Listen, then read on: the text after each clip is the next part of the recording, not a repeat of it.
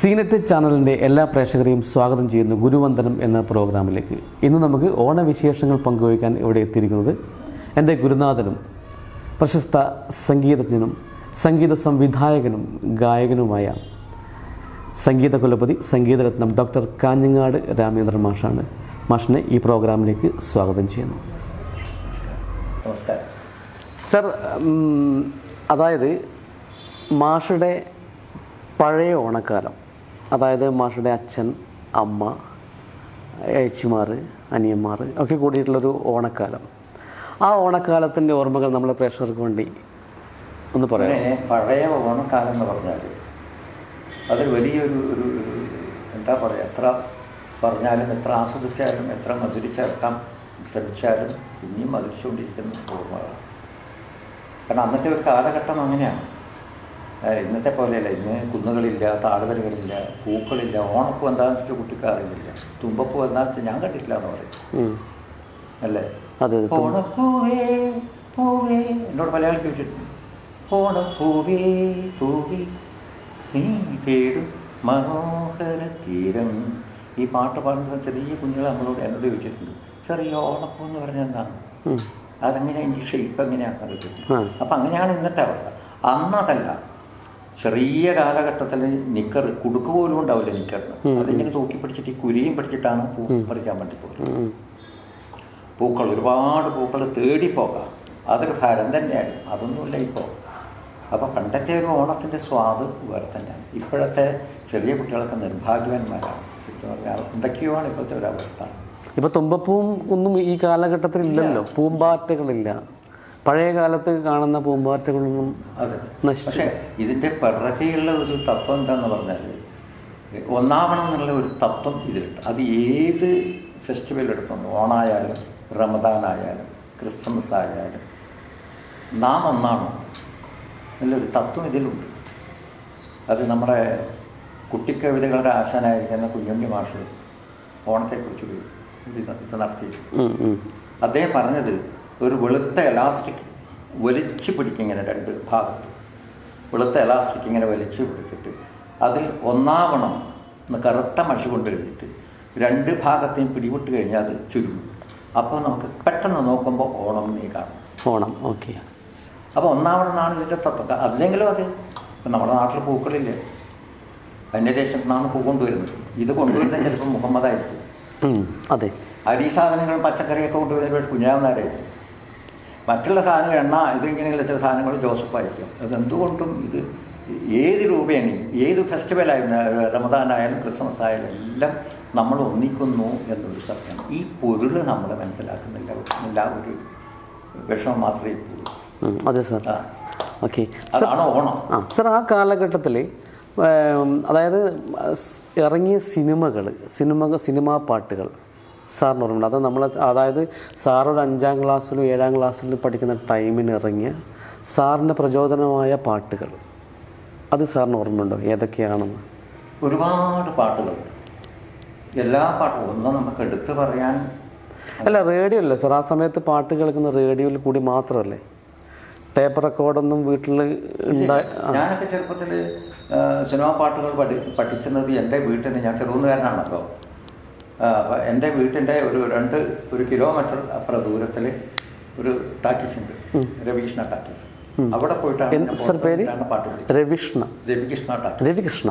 Okay. ഇപ്പോഴും ഉണ്ടല്ലോ. ഇപ്പം ഉണ്ടല്ലേ? അപ്പോൾ അവിടെ അതിൻ്റെ പുറത്ത് നിന്നിട്ടാണ്, കാരണം ടിക്കറ്റ് എടുക്കാൻ പോലും പൈസ ഉണ്ടാവില്ല. അപ്പോൾ അതിൻ്റെ പുറത്ത് നിന്നിട്ടാണ് ഈ പാട്ട് കേട്ടിട്ടാണ് അന്ന് പഠിക്കുന്നത്. പാട്ട് കേൾക്കാൻ വേണ്ടി മാത്രം. പാട്ട് കേൾക്കാൻ വേണ്ടി മാത്രം. അങ്ങനെ ഒരു പാട്ട് തന്നെ ഒരുപാട് തവണ 10-100 തവണ കേട്ട് അത് അതിൻ്റെ കൂടെ തന്നെ ഒച്ചത്തിൽ പാടി അല്ലെങ്കിൽ ഒതുക്കി പാടി ഒക്കെ അത് മനസ്സിൽ ഹൃദിസ്ഥമാക്കിയതിന് ശേഷമേ ഞാൻ വീതിയിൽ പാടില്ല. അങ്ങനെയും ഒരു കാലഘട്ടം ഉണ്ടായിരുന്നു. ഒരു കാലം. ഇപ്പോഴത്തെ കുട്ടികൾക്ക് നമുക്ക് ഏത് പാട്ട് പഠിക്കണമെങ്കിലും നമുക്ക് യൂട്യൂബിൽ ഒന്ന് നമ്മൾ അടിച്ചാൽ മാത്രം. അല്ലെങ്കിൽ മറ്റൊരു പ്രശ്നം ശരി, ഈ പാട്ടിപ്പം മനസ്സിൽ നിൽക്കുന്നില്ല. അതെ സാർ, ശരി. മനസ്സിലത് ഹൃദിസ്ഥമാകുന്നില്ല.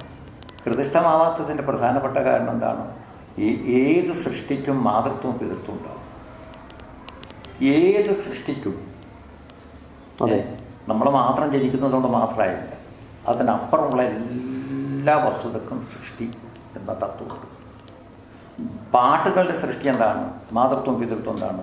ആ പദങ്ങളുടെ രൂപകൽപ്പന, ലളിതമായ പദങ്ങളുടെ രൂപകൽപ്പനയാണ് അതിൻ്റെ മാതൃത്വം. അതെ സർ. അത്തരം പദങ്ങൾ കൊണ്ടുണ്ടാകുന്ന ആശയങ്ങളാണ് അതിൻ്റെ പിതൃത്വം. അതുകൊണ്ടാണ് പണ്ടുള്ള പാട്ടുകൾ ഇപ്പോഴും 16 വയസ്സിൽ പൊലിഞ്ഞു നിൽക്കുന്ന പാട്ടുകളായിട്ട് നമുക്ക് മനസ്സിലാവുന്നത്. ഒന്നാലോചിച്ച് നോക്കിക്കോളൂ. ഇപ്പോൾ ഫ്ലവേഴ്സ് ചാനൽ ഒരുപാട് മക്കൾ, നല്ല പ്രാഗൽഭ്യത തെളിഞ്ഞ മക്കൾ അസാധ്യമായിട്ട് പാടും. അവർക്ക് സെലക്ട് ചെയ്യുന്ന പാട്ട് അവരുടെ പ്രാഗൽഭ്യത, അവരുടെ വോയിസ് മോഡുലേഷൻ, അതിൻ്റെ ഡെപ്ത്, അത് എക്സ്പ്രഷൻ, പ്ലാൻസ്, റേഞ്ച്, ഇതൊക്കെ അവർ പ്രൂവ് ചെയ്യാൻ വേണ്ടിയിട്ട് സെലക്ട് ചെയ്യുന്ന പാട്ട് പഴയതാണ്. സാർ അതന്നെ ഞാൻ ഇത് അപ്പോൾ അതായത് എൻ്റെ കുട്ടികൾ പിന്നെ കഴിഞ്ഞ സെലക്ഷൻ വന്നപ്പോൾ അവർ 2-3 കുട്ടികൾക്ക് സെലക്ഷൻ കിട്ടിയിരുന്നു. അപ്പോൾ ആ കുട്ടികളെ അമ്മമാരോ അച്ഛന്മാരോ എന്നെ വിളിച്ച് പറഞ്ഞത്, മാഷെ 2000-ന് മുമ്പുള്ള പാട്ടുകൾ മാത്രമേ പാടാൻ പാടുള്ളൂ. കാരണം അപ്പം ഞാൻ ചോദിച്ചു, അങ്ങനെ പറഞ്ഞോ? 2000-ന് മുമ്പുള്ള പാട്ടുകൾ. അപ്പോൾ ആ പാട്ടിൻ്റെ പ്രാധാന്യം, നമ്മളിപ്പോൾ ഏത് ചാനൽ കോമ്പറ്റീഷൻ നോക്കിയാലും നമുക്ക് അതിൽ കാണാൻ പറ്റുന്ന പാട്ടുകൾ പഴയ പാട്ടുകൾ തന്നെയാണ്. അതിൻ്റെ മാധുര്യം, അതിന് നിലനിൽപ്പും അത് ഒന്ന് പറഞ്ഞറിയിക്കാൻ പറ്റില്ല സാർ, അല്ലേ? പുതിയ പാട്ടുകൾ നമ്മൾ ഒരിക്കലും മനസ്സിൽ നിൽക്കില്ല. അപ്പോൾ എത്ര നല്ല പടമായാലും നമ്മൾ കണ്ടു പിന്നെ പോയി. അല്ല, നമ്മൾ ഒരു കാറിൽ പോകുമ്പോൾ വെക്കുമ്പോഴോ അല്ല റേഡിയോയിൽ നമ്മൾ കേൾക്കുമ്പോഴോ നമ്മൾ പഴയ പാട്ടുകൾ തന്നെയാണ്. പഴയ പാട്ടുകളാണ് സാർ. അതിൻ്റെ കമ്പോസിങ്ങിൻ്റെ മഹത്വം എന്താ സാർ? ബാബുക്കയായാലും പിന്നെ ദേവരായ മാഷായാലും പിന്നെ സ്വാമി ആയാലും ദക്ഷിണാമൂർത്തി സ്വാമി ആയാലും ഇപ്പോഴത്തെ കമ്പോസിങ്ങും അത് തമ്മിൽ ചില വ്യത്യാസം സാർ എങ്ങനെ? പണ്ട് കാലത്ത് പാട്ടുകൾ എഴുതി ചിട്ടപ്പെടുത്തലാണ്. പാട്ടുകൾ എഴുതി, അതായത് സിറ്റുവേഷൻ പ്രകാരം ഡയറക്ടറും കൂടി ഇരുന്നിട്ട് സിറ്റുവേഷൻ പ്രകാരം ഗാനരചയിതാവിനോട്ട് പറഞ്ഞിട്ട് ഇന്ന സിറ്റുവേഷൻ പറഞ്ഞിട്ട് അതിൻ്റെ കണക്കായിട്ടുള്ള പാട്ട് എഴുതുക. അതിനുശേഷമാണ് സംഗീത സംവിധായകന് കൈമാറുന്നത്. അപ്പോൾ സംഗീത സംവിധായകനോട് പറയുകയാണ്, ഇന്ന സ്ഥലത്ത് വെച്ചാണ് നമ്മൾ ഷൂട്ട് ചെയ്തത്, ഇന്ന പശ്ചാത്തലം അതിനുണ്ടായിരിക്കണം, ഇന്ന് വികാരമാണ് സെൻട്രൽ ക്യാരക്ടർ, അത് ഫീമെയിലായാലും മെയിലായാലും അത് ഉദ്ദേശിച്ചിട്ട് അല്ലേ എല്ലാവർക്കും ഹൃദയസ്ഥമായിട്ട് ഏറ്റുപാടാനും കൂടെ പറ്റണം. ജനങ്ങൾ ഏറ്റുപാടുമ്പോഴാണ് പാട്ട് കിട്ടാറുള്ളത്. അതും കൂടെ മനസ്സിൽ കണ്ടുകൊണ്ട് കമ്പോസ് ചെയ്യും. അങ്ങനെ ചിട്ടപ്പെടുത്തലാണ്. പിന്നെ ശബ്ദത്തിന് പ്രാധാന്യം, ആരാ പാടുന്നേ അവരുടെ ശബ്ദത്തിന് പ്രാധാന്യം, ആശയത്തിന് പ്രാധാന്യമുണ്ട്. അതെ സാർ. ഒരിക്കൽ ഇതില്ലേ പ്രവാചകന്മാരെ ഇങ്ങനെ ഹൈ പിച്ചിൽ കമ്പോസ് ചെയ്യുന്നു ദേവരാജ മാഷ്. അപ്പോൾ വയലാർ കൂടെ തന്നെ ഇരിക്കുന്നുണ്ട്. വയലാർ പറഞ്ഞു, അല്ല മാഷേ ഇതെന്തിനാ ഇങ്ങനെ അലറിയിട്ട് പാടുന്നു? അപ്പോഴാണ് ദേവരാജ മാഷ് പറഞ്ഞത്, നമ്മളെ അടുത്തൊന്നുമല്ല പ്രവാചകന്മാർ, അത്രയോ ദൂരെയാണ് അവർ കേൾക്കുന്നത്. കറക്റ്റ്. അപ്പോൾ അതാണ് ആശയം. എന്താണ് അപ്പോൾ നമ്മളിപ്പോൾ എത്രയോ ദൂരെയാണ് ഇപ്പോൾ കേൾക്കുന്നില്ലേ?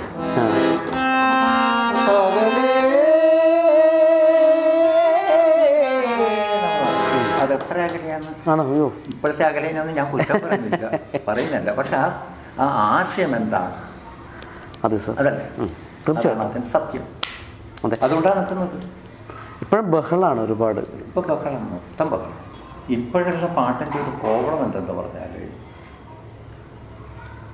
ഒന്നാമത് അനിവാര്യതകളില്ല.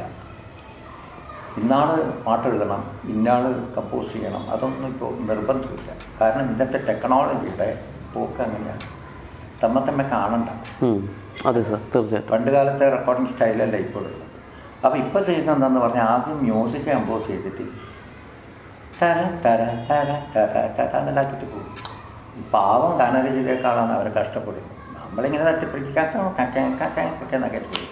അവർ ഞാൻ വന്നു, നീ വന്നു, ഓടി എന്നൊക്കെ പറഞ്ഞിട്ട് അവർ അതുകൊണ്ട് അതിൻ്റെ എന്താ പറയേണ്ട ഒരു ഇത് കിട്ടുന്നില്ല. അതുകൊണ്ടാണ് പാട്ട് നിൽക്കാത്തത്. കണ്ടത് ഇന്നത്തെ ഒരു ലേറ്റസ്റ്റ് കമ്പോസിങ് അങ്ങനെയാണ്. ഇളയരാജ സാറ് പറഞ്ഞത് കട്ടിങ് ആൻഡ് പേസ്റ്റിങ്. അതെ അതെ. പിന്നെ നമ്മുടെ നാട്ടിലെ ഹോം സ്റ്റുഡിയോ ആയി മാറി എല്ലാം. നമ്മളെ പഴയ പോലെ ബൂത്തുകളോ ഒന്നുമില്ല, ചെറിയ റൂം. ഇപ്പോൾ എല്ലാവർക്കും സ്റ്റുഡിയോ സെറ്റപ്പിലോട്ട് മാറി. കാരണം പ്രൊഫഷണലായ പോകുന്നവരൊക്കെ സ്റ്റുഡിയോ, സ്വന്തം വീട്ടിലെ സ്റ്റുഡിയോ അല്ലെങ്കിൽ പുറത്തെ സ്റ്റുഡിയോ. ചെറിയ റൂം മാത്രമല്ല മതിയല്ലോ, നമ്മൾ പേസ്റ്റ് ചെയ്ത് കട്ട് ചെയ്ത് പാടുന്നതല്ല. ശരിക്കും പറഞ്ഞാൽ ഇന്നത്തെ ടെക്നോളജി കൊണ്ട് ഒരുപാട് എന്താ പറയുക, നമ്മൾ ഓപ്പണായിട്ട് പറയാൻ പറ്റാത്ത കാര്യം. പല കലാകാരന്മാരുടെയും എന്താ പറയണ്ടത്, ആ കഴിവ് നഷ്ടപ്പെട്ടു പോകും. കാരണം ഒരക്ഷരം പോലും തുടച്ച് മാറ്റി ആ അക്ഷരം പാടിയാൽ മതി. അതെ സാർ, തീർച്ചയായിട്ടും. അങ്ങനെയാണ് ഇന്നത്തെ ടെക്നോളജി. മുമ്പേ അങ്ങനെയാണോ? ദാസേട്ടനൊക്കെ എത്രയോ 10-70 തവണയാണ് താമസമെന്തേ വരുവാൻ അല്ല പാട്ട് പാടി. എത്രയോ തവണ ഒരിക്കൽ പാടി അദ്ദേഹം ഫുള്ളായിട്ട് പാടുന്നതിൻ്റെ ഇടയ്ക്ക് തബല തെറ്റി വീണ്ടും തുടങ്ങി, അപ്പോഴേക്ക് സിത്താർ തെറ്റി വീണ്ടും തുടങ്ങി, അപ്പോൾ ഫ്ലൂട്ട് തെറ്റി വീണ്ടും തുടങ്ങി. ഒരു ദിവസം ഒരു പാട്ട്. ഒരു പാട്ട്. ഇന്നിപ്പോൾ അങ്ങനെയല്ല, പരസ്പരം സംഗീത സംവിധായകൻ ഗായകനെ കാണുന്നില്ല, ഗാനരചയിതാവ് സംഗീത സംവിധായകനെ കാണുന്നില്ല, ആരും കാണുന്നില്ല. ഈ അടച്ചു വെച്ച റൂമിൻ്റെ ഉള്ളിൽ ഇരുന്നിട്ട് പാടുന്നു, വാങ്ങിക്കുന്നു, പോയി. അതാണ് ഇന്നത്തെ അവസ്ഥ. സാർ, ഞാനൊരു പാട്ട് സാറിനെ കേൾപ്പിച്ചില്ലേ, അതിൻ്റെ സംഗീത സംവിധായകൻ ആരാണെന്ന് എനിക്കറിയില്ല. ഞാൻ പക്ഷേ പാടി അയച്ചോളൂ. സിനിമയാണ് സാർ, പക്ഷേ അതിന് സാറിപ്പം ആരാ മ്യൂസിക് ചെയ്ത് വെച്ചാൽ എനിക്ക് ഓർമ്മയില്ല. അത് അപ്പോൾ എനിക്ക് ട്രാക്ക് അവർ അയച്ചു തന്നു, നമ്മൾ സ്റ്റുഡിയോയിൽ ഞാൻ പാടി അയച്ചു കൊടുത്തു. പക്ഷെ ഞാൻ അതിൽ എഴുതിയെടുക്കുമ്പോൾ ഒരു ലിറിക്സ് എഴുതിയ ആളെ മ്യൂസിക് ഡയറക്ടർ പേര് എഴുതി, പക്ഷെ എനിക്ക് പേര് ഓർമ്മയില്ല. അതാണ് അവസ്ഥ. പണ്ട് കാലത്ത് പേരില്ലെങ്കിൽ നമുക്ക് മനസ്സിലാക്കാം. സ്റ്റൈൽ പാട്ട് എഴുതിയാലും ഇപ്പോൾ പ്രവാചകന്മാർ അല്ലെങ്കിൽ മനുഷ്യൻ മതങ്ങൾ സൃഷ്ടിച്ചു, അല്ലെങ്കിൽ അങ്ങനെയല്ല ചില പാട്ടുകൾക്ക് നമുക്ക് കേൾക്കുമ്പോൾ നമുക്കറിയാം ഇത് വയലാർ തന്നെ എഴുതി. കാരണം ബോൾഡായിട്ട് അത്രയും തർപ്പിച്ച് പറയാനുള്ള കഴിവുള്ള മറ്റാണ്. നേരെ പക്ഷെ ONV സാറിൻ്റെ ആണെങ്കിൽ അതൊന്നും ആ ഗൃഹാതൃത്വത്തിൻ്റെ ഒരു പ്രതീകം മുഴുവനും, ഒരു ക്ഷയ മുഴുവനും വരികളിലുണ്ടാവും. അപ്പോൾ നമുക്ക് പറയുന്നത് ONV സാറാണ്. ആണെങ്കിൽ കായലരികത്ത് വലിയ ചെക്കൻ്റെ മോറ് ചെന്താമര എന്നൊക്കെയാണ് വിവാസന്മാർക്ക് പറഞ്ഞത്. അതെ സാർ, അത്ര ലളിതമായിട്ട്. അപ്പം നമുക്ക് ഐഡൻറ്റിഫൈ ചെയ്യാൻ പറ്റും ഇന്നാളായിട്ട്. സംഗീതം കൊണ്ട് പറഞ്ഞു ആ പാട്ട് കേൾക്കുമ്പോൾ നമുക്കറിയാം ഇത് ദക്ഷിണാമൂർത്തിയാണ്. അതെ സാർ, തീർച്ചയായിട്ടും. പൗർണമി ചന്ദ്രിക നമുക്കറിയാം ദേവരാജ മാഷ. കായലരികത്ത് വല്ല. അപ്പം ഈ നാടൻ പാട്ടിന് പ്രാധാന്യം കൊടുക്കും കേരാഘ മാഷാണ്. നമുക്കറിയാം കേരാഘ മാഷ. കേരാഘ മാഷ നല്ല സംഗീതജ്ഞനാണ്. പാൽക്കടൽ കടയുമ്പോൾ കടൽക്കോൽ ചുറ്റുവാൻ നവരസകനാടിയിൽ ആദ്യം ചെയ്ത രാഘവമാഷ. പിന്നെയാണ് സമയമിതപൂർവ്വ സായനം. പലർക്കും അറിയില്ലേ. സർ, ONV സാറിനെ കുറിച്ച് സാറ് പറഞ്ഞപ്പോൾ ഓരോ കാര്യം ഓർമ്മ വന്നത്, സാറിൻ്റെ പാട്ടുകൾ ഏത് പാട്ട് നോക്കിയാലും പക്ഷികൾക്ക് പ്രാധാന്യമുണ്ട്. ഇപ്പം പാതിര കിളി അതായാലും ചൈത്രം ചായം അതിൻ്റെ നോക്കിയാലും ഏത് പാട്ടെടുത്താലും പക്ഷികൾക്ക് ഒരു പ്രാധാന്യമുള്ള വരിക. എല്ലാവർക്കും പ്രകൃതിയുടെ ഒരു ഇതില്ല. ചന്ദ്രകടവൻ ചാർത്തി പ്രകൃതിയായിട്ടൊരു കണക്ഷൻ ഇല്ലാത്ത. സാർ, അത് കാട്ടുതാറാവുകൾ ഇണകളെത്തിരയും അരികിലൂടെ. അതെ സാർ, അതിൻ്റെ സൃഷ്ടി വൈഭവം വേറെ തന്നെയാണ്. ഭയങ്കര സാർ. അത് ആ സന്ധ്യ മയങ്ങുന്ന നേരം ശരിക്കും നമ്മളൊരു ഗ്രാമത്തിൽ പോയ പോലെ ഒരു ഫീലിംഗ് ആ പാട്ട് തീരുന്നവരെ. ഈ സന്ധ്യ മയങ്ങുന്ന നേരം പാട്ടിൻ്റെ ഒരു ജനനത്തിന് വേറൊരു കഥയുണ്ട്. സാധാരണ ഇവർ മദ്രാസിലേക്ക് പോയിട്ട് സ്വാമീസ് ലോഡ്ജിലാണ് ഇവർ താമസിക്കുക.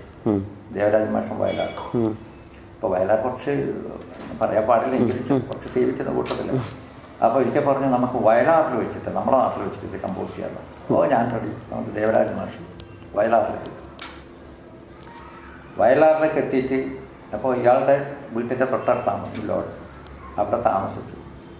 അപ്പോൾ ഒക്കെ ഈ വയലാറിൻ്റെ വീട്ടിൻ്റെ മുന്നിലേക്ക് കൂടെ രാവിലെയും വൈകുന്നേരം ഒരു മോർണിംഗ് വാക്കും ഒരു ഈവനിങ് വാക്കും ദേവരാജ മാഷ്. അപ്പോൾ വിളിച്ചു ചോദിക്കും, കുട്ടാ പാട്ട് എങ്ങനെ എഴുതിയോ? അപ്പോൾ കസേല പിന്നെ ഇങ്ങനെ കാലൊക്കെ വെച്ചിട്ട് ഇങ്ങനെ ഇരിക്കുന്നുണ്ടാവും വയലാർ. കുട്ടാ പാട്ടായോ? ഇല്ല, നാളെ വാന്ന് പറഞ്ഞു. കുറേ ദിവസം കഴിഞ്ഞു ഈ ചോദ്യം. ഒരു ദിവസം സന്ധ്യക്ക് വേഗം ഗേറ്റ് തുറന്നു. വേഗം കണ്ടിട്ടൊന്ന് തീരുമാനിക്കാമെന്നില്ല ഉദ്ദേശത്തോടു കൂടെ ദേവരാജ മാഷ കാര്യം അറിയാം. കയറി വന്ന ദേവരാജ മാഷ് ഈ സന്ധ്യ വൈകുന്നേരം എന്തിനീ വഴി രാഗബന്ധുര് എന്തിനീ വഴി വന്നു. അന്നേരം ദേവരാജ മാഷ് വന്നു. അതൊരു കടലാസിൽ കൊടുത്തിട്ട് ഇങ്ങനെ തന്നു. ശരി ശരി. ഇന്നും നിലനിൽക്കുന്ന പാട്ട്. ഒരുപാട് കഥകളുണ്ട്. അതുപോലെ തന്നെ ചക്രവർത്തി ചെമ്പരത്തി എന്ന് പറഞ്ഞ ഷൂട്ട് നടന്നുകൊണ്ടിരിക്കുമ്പോൾ പാട്ട് ഫുള്ളായിട്ടില്ല. അപ്പോൾ ഇതേപോലെ വയലാർ മദ്രാസിലേക്ക് പോയി. PN മേനോനും ദേവരാജ മാഷ് ഒരാളെ പറഞ്ഞു ഇന്ന ലോഡ്ജിൽ പോയി അവിടെ ഉണ്ടാകും. അപ്പോൾ ആ ലോഡ്ജിൽ പോയപ്പോൾ ആ റൂമിൻ്റെ മുമ്പിൽ നിന്നപ്പോൾ ഉള്ളിൽ നടച്ചിട്ട് തുറക്കുന്നില്ല. കുറേ തട്ടി പിടിച്ചു, തുറക്കുന്നേ ഇല്ല. കുറേ സമയം കേട്ടാകുമ്പോൾ ഒരാൾ പുറത്തു വന്നു. എനിക്കൊന്ന് ശോഭനാ പരമേശ്വരൻ ആരാണെന്ന് അറിയില്ല, ഓർമ്മ കിട്ടുന്നില്ല.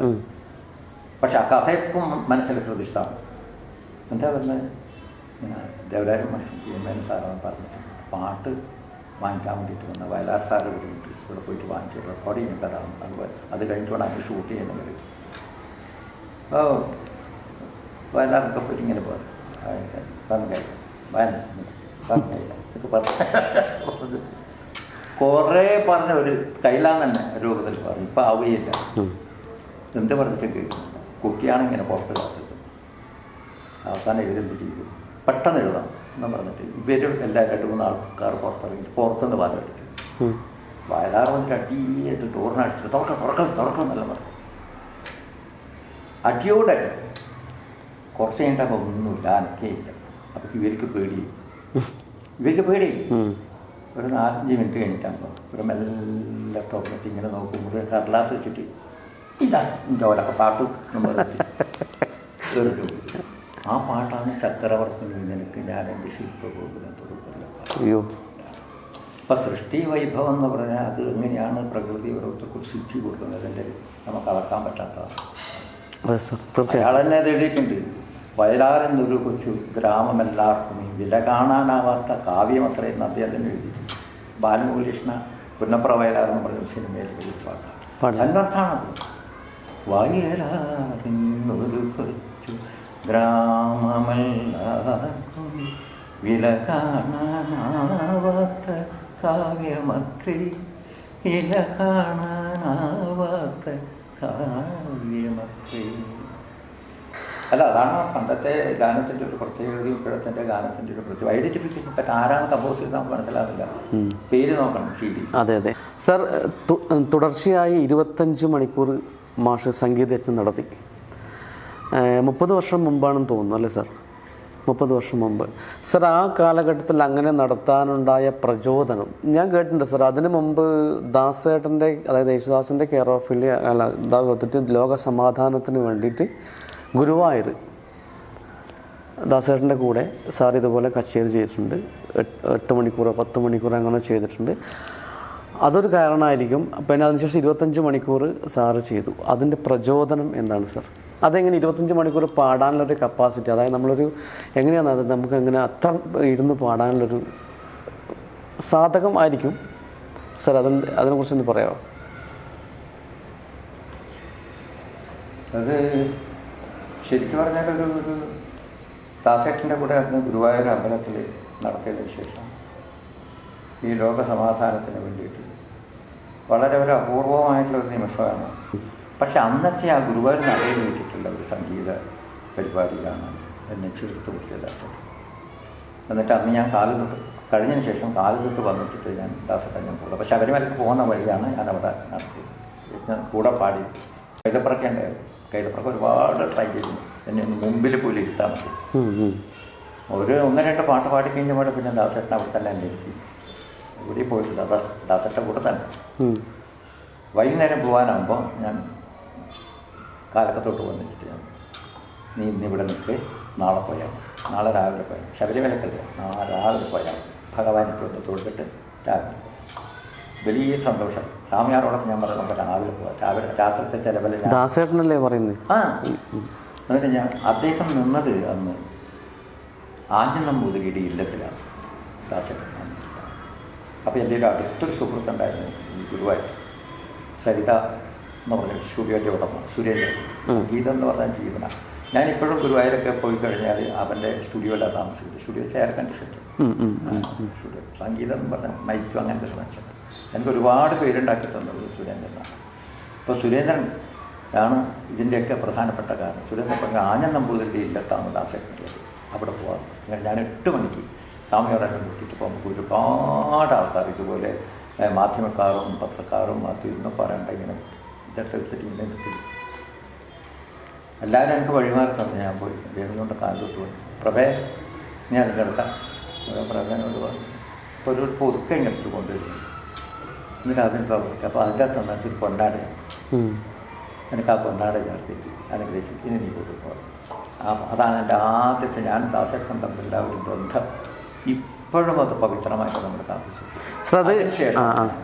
ഈ 25 മണിക്കൂർ എനിക്ക് പാടാം. ഒരു ആരോഗ്യം കൊണ്ടോ അറിവ് കൊണ്ടോ ഒരു വസ്തു എനിക്കില്ല. 25 മണിക്കൂർ നമ്മൾ പാടുക എന്ന് പറയുന്നത് വലിയൊരു പ്രയത്നമാണ്. അതെ തീർച്ചയായിട്ടും സാർ.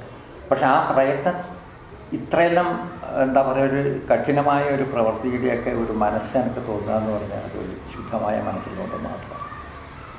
മനസ്സാണ് ഇവിടെ നമുക്ക് വിഷമാകുന്നത്, മനസ്സാണ് നമുക്ക് മെഡിസിനാകുന്നത്. ഹൗ ടു എന്നതിനെ ആശ്രയിച്ചിട്ടാണ്. മനസ്സെപ്പോഴും നമുക്ക് ശുദ്ധമായിരിക്കും. ആ ഒരു മനസ്സിൻ്റെ ഒരു സാന്നിധ്യം, ഒരു അനുഗ്രഹം കൊണ്ട് മാത്രമാണ് ഈ 25 മണിക്കൂർ എനിക്ക് പാടാനുള്ള ഒരു ഭാഗ്യം എനിക്കുണ്ടാകും. അതൊരു വലിയൊരു കാര്യമാണ്. ഒരു ഗായകനെക്കുറിച്ച് സംബന്ധിച്ച് കാരണം പാടുന്നവർക്ക് അതിൻ്റെ വിഷമങ്ങൾ മനസ്സിലാവും. കാരണം നമുക്ക് 2 മണിക്കൂർ ഒരു ഗാനമേള ചെയ്യുമ്പോൾ തന്നെ നമ്മൾ 2 മണിക്കൂർ ആകുമ്പം ടയർഡാവും. അപ്പം നമ്മൾ വിചാരിക്കും സാധാരണക്കാരനൊരിക്കലും മനസ്സിലാവില്ല 25 മണിക്കൂർ എങ്ങനെ. ഈ 2 മണിക്കൂർ പാടി കഴിയുമ്പോൾ നമ്മൾ ടയേർഡായി കഴിയും നമ്മൾ സാർ എങ്ങനെ 25 മണിക്കൂർ ഇങ്ങനെ പാടി എന്ന് ആലോചിക്കുമ്പോൾ അതും ആ കാലഘട്ടത്തിൽ ഭയങ്കരമായൊരു സംഭവം തന്നെയാണ്. ഭയങ്കര സംഭവം. ഞാൻ ഒരു 5 മിനിറ്റ് മാത്രമേ ഞാൻ എഴുതിയിട്ടുള്ളൂ. ടോയ്ലറ്റിൽ പോകാൻ വേണ്ടിയിട്ട് മാത്രമേ എഴുതിയിട്ടുള്ളൂ. അതായത് വൈകുന്നേരം 6:30 മണിക്ക് തുടങ്ങി പിറ്റേന്ന് വൈകുന്നേരം 7:30 മണി വരെ. സാർ അപ്പം പക്കമേളക്കാരൊക്കെ എങ്ങനെ സെറ്റ് ചെയ്തത്? പക്കമേളക്കാർ ഓരോ 3 മണിക്കൂർ കഴിയുമ്പോൾ അവർ മാറിക്കൊണ്ടിരിക്കും. നാമം 12 വന്നിട്ട് ഈ 2 പ്രോഗ്രാമിൻ്റെ ഇത് അവർ ചെയ്യും. സാർ ഓക്കെ, വേറൊരു കാര്യം ദാസേട്ടൻ്റെ കാര്യം, പൊന്നാടണിയിച്ച കാര്യം പറയുമ്പോൾ വേറൊരു കാര്യം എനിക്ക് ഓർമ്മ എന്ന് വെച്ചാൽ 2018 തോന്നുന്നു എനിക്ക്. കാരണം വെച്ചാൽ ദാസേട്ടനെയും മാഷിയും തമ്മിൽ തെറ്റിക്കാനുള്ള കുറച്ച് ആൾക്കാരുടെ ഒരു പ്രവൃത്തി ഉണ്ടായിരുന്നു. ഞാൻ അറിഞ്ഞത് ആ കുട്ടിപ്പത്രങ്ങളിലൊക്കെ വന്നിട്ടുണ്ടായിരുന്നു. ഒന്നുമില്ല, മൂകാംബികയിൽ വെച്ച് മാഷ് എല്ലാ ജനുവരി 10-ാം തീയതിയും പ്രോഗ്രാം നടത്തുമ്പോൾ സാധാരണക്കാരുടെ മാഷ് കാശ് വാങ്ങുന്നുണ്ട് അവിടെ പാടിക്കാൻ. അങ്ങനെയൊക്കെ ദാസേട്ടനോട് ആരോ തെറ്റിദ്ധാരണ ഉണ്ടായിരുന്നു. അത് ദാസേട്ടൻ ആദ്യം ദാസേട്ടൻ ഇത് കേട്ട് മാഷോട് കുറച്ച് ദേഷ്യം കാണിച്ചെങ്കിലും പിന്നീട് ദാസേട്ടൻ തന്നെ മനസ്സിലായി. കാരണം അത് ആൾക്കാർ ഉണ്ടാക്കിയൊരു കഥ ഗോസിപ്പ് മാത്രമാണെന്ന് മനസ്സിലായി. അതിനെക്കുറിച്ച് സാറിന് എന്താ പറയുന്നത്? കാരണം അത് സാറിൻ്റെ അടുത്ത ആൾക്കാർ തന്നെയാണ് കുറേയൊക്കെ ഇതിൻ്റെ പിന്നിൽ കളിച്ചതെന്ന് എനിക്കറിയാം. സാർ എന്നെ എന്താ പറയാനുള്ളത് സാറിന്? അല്ല, അതിനെക്കുറിച്ച് എനിക്ക് സന്തോഷമേ ഉള്ളൂ. കാരണം അന്നൊരു എല്ലാവരും അദ്ദേഹത്തിൻ്റെ 60-ാം പിറന്നാളിൽ ലോകം മുഴുവനും മലയാളികളുള്ള എല്ലായിടത്തും അദ്ദേഹത്തെക്കുറിച്ചിട്ടുള്ള പരിപാടിയൊക്കെ നടത്തിയിട്ട് ആഘോഷിക്കുന്നു, ഷഷ്ടിപൂർത്തി. അപ്പം നമ്മൾ തമ്മിലുള്ള അടുപ്പങ്ങളും ഞാനും ദാസേട്ടനും തമ്മിലുള്ള ഒരു കണക്ഷനും ഇതൊക്കെ ഇതിൻ്റെ ഒരു ഭാഗമാണല്ലോ. അപ്പം എനിക്ക് തോന്നി നമ്മൾ വെറുതെ ദാസേട്ട ഹാപ്പി ബർത്ത്ഡേ എന്നൊന്നും പറയാൻ എനിക്കറിയില്ല, പേടിയാണ്. അപ്പം എന്തെങ്കിലും ഒരു അർച്ചന ദാസേട്ടൻ്റെ പേരിൽ നടത്തണം, ഒരു 12 മണിക്കൂറെങ്കിലും സംഗീത പരിപാടി നടത്താൻ ഒരാഗ്രഹം എനിക്ക്. അപ്പം അത് ഇവിടെ വെച്ച് നടത്തും. ഞാൻ ആദ്യം ഉദ്ദേശിച്ചത് ചെറുകുന്നമ്പലത്തിൽ വെച്ച് നടത്താം എന്നൊക്കെ ഇപ്പോഴും ആഗ്രഹമുണ്ട്. പക്ഷെ എനിക്ക് തോന്നി ദാസേട്ടന് ഏറ്റവും ഇഷ്ടമുള്ള ഒരു ഭക്തിയുടെ ഇടം എന്ന് പറയുന്നത് മൂകാംബിക. എത്ര തിരക്കുണ്ടെങ്കിലും ഈ ഒരു ദിവസം അവിടെ എത്തി പ്രാർത്ഥനയ്ക്ക് ഈ വഴിപാടുകളൊക്കെ കഴിച്ചിട്ടൊക്കെയാണ് പോകുന്നത്. അപ്പം എനിക്ക് തോന്നി അവിടെ തന്നെ നമുക്കൊരു 12 മണിക്കൂർ പാടി ഒന്ന് അർച്ചന നടത്താം. അപ്പം ഈ ന്യൂസ് പത്രത്തിൽ വന്നതിന് ശേഷം ഒരുപാട് സംഗീത സംവിധായകന്മാർ എന്നോട് വിളിച്ചിട്ട് മാഷേ അത് വേണ്ട, അത് ദാസേട്ടന് തീരെ ഇഷ്ടപ്പെടില്ല. കുറേ ആൾക്കാർ പറഞ്ഞില്ല അതിൻ്റെ ദേഷ്യം പിടിച്ചിട്ടുണ്ട്, ഇതറിഞ്ഞിട്ട് ഭയങ്കര ദേഷ്യം പിടിച്ചിട്ടുണ്ട്, അതാണ് അടിക്കുക വരെ ചെയ്യുന്നൊക്കെ പറഞ്ഞിട്ടുണ്ട്. ഞാനൊന്നും പിന്മാറിയില്ല. അപ്പോൾ ഞാൻ അന്നത്തെ ദിവസം രാവിലെ 5:30 മണിയാകുമ്പോൾ മൂകാംബിക ആ ക്ഷേത്രത്തിലെത്തി സരസ്വതി നടയിൽ അവിടെ കൂട്ടി. പക്കമളക്കാർ ആരും വരുന്നില്ല. പക്കമളത്തിനെ ഞാൻ കൊണ്ടുപോയി. കാരണം അടിയാൻ പൊട്ടുന്നുണ്ടെങ്കിൽ കുഴപ്പമാകുന്നുണ്ടെങ്കിൽ ഇവരും കൂടെ അത് അനുഭവിക്കേണ്ടതെന്ന് ഞാനെന്താക്കി, ഞാൻ പാടാൻ തുടങ്ങി. പാടുന്ന സമയത്ത് ദാസേട്ടനും വിനോദ്, വിശാല്, വിജയ്, പ്രഭേച്ചി ഇവരെ കൂടെ നടന്നിട്ട് അങ്ങനെ ചുറ്റം പോകുന്നുണ്ട്. എന്നെ ഇങ്ങനെ നോക്കുന്നവരില്ല. ഞാൻ ആ സരസ്വതിയിലിരുന്നിട്ട് പാടുന്നു, എന്നെ നോക്കുന്നേയില്ല. 2-3 വലം വച്ചു, നോക്കിയിട്ടേ ഇല്ല. ഇങ്ങനെ എടുത്തിട്ട് അവിടെ ഇരിക്കുന്നുണ്ട് പോലും ദാസേട്ടൻ പിന്നെ അവിടെ നമ്മുടെ ദീപസ്തംഭമില്ലേ മുമ്പിലത്തെ അതിൻ്റെ സൈഡിലവിടെ ഒരു കസേരയിട്ടിട്ട് ഈ ബൈറ്റൊക്കെ എടുക്കാൻ വേണ്ടി എന്തെങ്കിലും പറയാനുള്ള ഇത് നടന്നുകൊണ്ടിരിക്കുമ്പോൾ നമ്മുടെ RK ദാമോദരൻ എൻ്റെ അടുത്ത് വന്നിട്ട് ചെവിയിൽ പറഞ്ഞു, എന്നെ കാഞ്ഞനെ വിളിക്കല്, കാഞ്ഞനെ വിളിക്കുന്നുണ്ട്, ദാസേട്ടൻ വിളിക്കുന്നുണ്ട്. അപ്പം ഞാൻ പാടിക്കൊണ്ടിരിക്കുന്നു. പല്ലവി കഴിഞ്ഞ് ചരണം തുടങ്ങാനാണ് സമയത്താണ് വന്നത്. വേമ്പ ഞാൻ വരാം, നീ അറിഞ്ഞോ, നീ കൂടെ ഞാൻ ഇപ്പം വരാം. ഞാനത് വിസ്തരിച്ചിട്ട് മുഴുവനായിട്ട് പാടില്ല. ദാസേട്ടടുക്ക് പോയിട്ട് ഞാൻ ഇങ്ങനെ എന്നെ നോക്കിയപ്പോൾ ഞാൻ കാലിൽ അപ്പോൾ എന്നോട് പറഞ്ഞു, ഞാൻ ഇന്നലെ ഉണ്ടായിരുന്നല്ലോ ഇവിടെ, നീ ഇപ്പോഴാണ് വന്നത്? ഞാൻ ഇന്നലെ ഉണ്ടായിരുന്നു, ഞാനിവിടെ ഉണ്ടായിരുന്നല്ലോ, നീ എന്താ എന്നെ കാണാൻ വരാതെ? നീ എന്താ എന്നെ കാണാൻ വരാതിരുന്നത്? അപ്പം തന്നെ ഞാൻ ദാസേട്ടനോട് പറഞ്ഞു, ഞാൻ വരണം തന്നെ ആഗ്രഹമുണ്ടായിരുന്നു, പക്ഷേ വരണ്ടാന്ന് പിന്നെ തോന്നിയിട്ടാണ് വരാതെ. അതെന്താ ചെയ്തു? അപ്പോൾ ഞാൻ പറഞ്ഞു, ഈ ഒരു പരിപാടി നടത്തുന്നതിന് ഒരുപാട് എതിർപ്പുകളുണ്ട്. ദാസേട്ടൻ എന്നെ വേദിയിൽ വന്നിട്ട് ഇങ്ങനെയൊക്കെ എന്തൊക്കെയോ ചെയ്യുന്നൊക്കെ എന്തൊക്കെയോ ഒരു പ്രചരണം ഉണ്ടായിരുന്നു. അപ്പോൾ എന്തായാലും വിഷയമല്ല, ഇത് എൻ്റെ ഒരു മനസ്സിന് ഒരു സാന്ത്വനം കിട്ടണമെങ്കിൽ ഇതിൻ്റെ പേരിൽ ദാസേട്ടൻ്റെ പേരിൽ എനിക്ക് നടത്തി അങ്ങനെ നടത്തി. അപ്പോൾ നേരത്തെ കാലത്ത് ദാസേട്ടനൊക്കെ വന്നാൽ ഇത് നോക്കാം, ഞാനെന്താ ചെയ്യുന്നത് എന്ന് നോക്കി നിൽക്കുകയാണ് മീഡിയക്കാർ, നാളത്തെ പത്രത്തിൽ കൊടുക്കാൻ വേണ്ടിയിട്ട്. അപ്പോൾ ഞാൻ അതുകൊണ്ട് വന്നില്ല. ദാസേട്ടനും ഞാനും തമ്മിൽ ഒരു അഡ്ജസ്റ്റ്മെൻറ്റിലാണ് ഇത് നടത്തുന്നത്. നല്ല ഒരു അപഖ്യാതി ദാസേട്ടൻ്റെ പേരിൽ വരണ്ട എന്ന് വിചാരിച്ചിട്ട് അന്നൊന്ന് പറയുമ്പോൾ തന്നെ ദാസേട്ടൻ മോമ്പോട് ഞാൻ വന്നോളാം. ഞാൻ അവിടെ എത്തുമ്പോൾ എൻ്റെ പുറകെ തന്നെ ദാസേട്ടനും അവിടെ നിന്ന് പാടാം. സാറ് സിനിമാ രംഗത്തേക്ക് കടക്കാനുള്ള കാരണം എന്താണ്? അത് മ്യൂസിക് ഡയറക്ടറാണോ അല്ല പാട്ടുകാരനായിട്ടാണോ? എങ്ങനെയാണ് ആ മേഖലയിൽ എത്തിപ്പെട്ടത്? ഞാൻ പറഞ്ഞല്ലോ, എപ്പോഴും പറയുന്നതാണ്. അതെ സാർ. ജനനം കൊണ്ട് കണ്ണൂർക്കാരനാണ്, കാഞ്ഞങ്ങാടാണ് എൻ്റെ ശരിക്കും എൻ്റെ ജീവിതയാത്രേൻ്റെ ഒരു അടി. അത് കോളേജിൽ പഠിക്കുന്ന സമയത്ത് ഒരുപാട് സുഹൃത്തുക്കളുണ്ടായിരുന്നു എനിക്ക്. ഞാൻ ഒളിപ്പിച്ച് വെക്കാൻ വേണ്ടി ശ്രമിച്ച സംഗീതവാസന പുറത്തേക്ക് കൊണ്ടുവരാൻ വേണ്ടിയിട്ട് എന്നെ വല്ലാതെ കണ്ട് അങ്ങനെ പിടിച്ചുന്തിയ ഒരുപാട് വ്യക്തിത്വങ്ങളുണ്ട്. നമ്മൾ ശ്യാമളാലയം പപ്പൻ എന്ന് പറഞ്ഞ ഒരു നിറഞ്ഞ ഹൃദയത്തിൻ്റെ ഉടമയാണ്.